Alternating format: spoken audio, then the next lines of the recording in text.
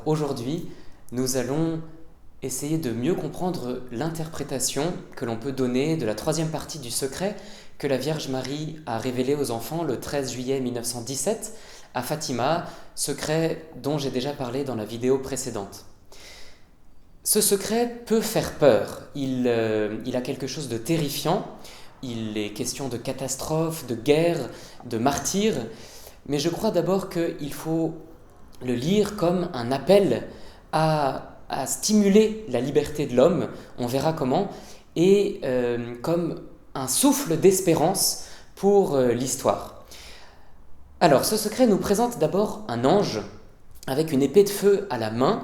C'est l'ange destructeur qui veut détruire l'humanité sous les ordres de Dieu, précisément parce que l'humanité a mérité un châtiment terrible.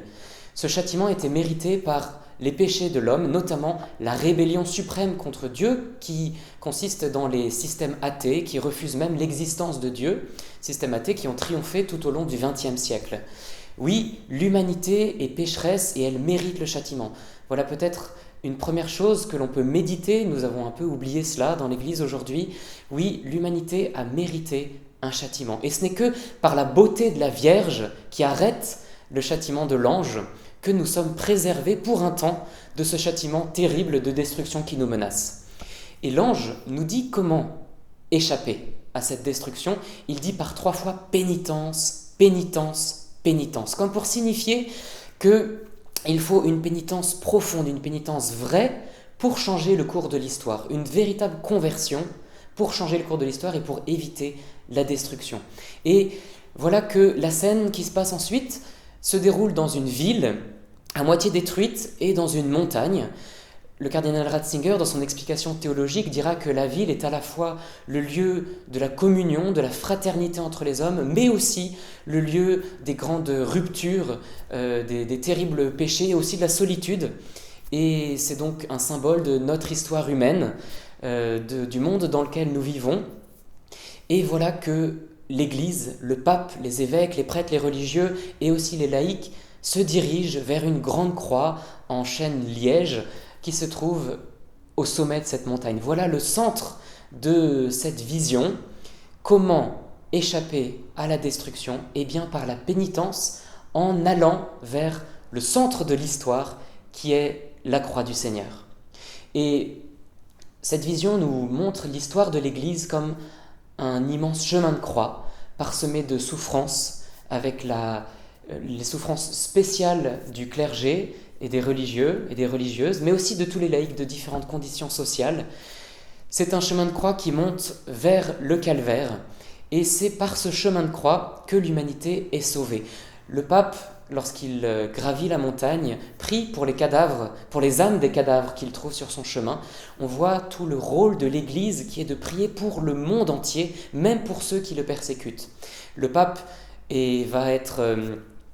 on va lui tirer dessus, à la fois avec des armes à feu et des flèches qui symbolisent à la fois les persécutions physiques et aussi les persécutions morales que toute l'Église va devoir subir.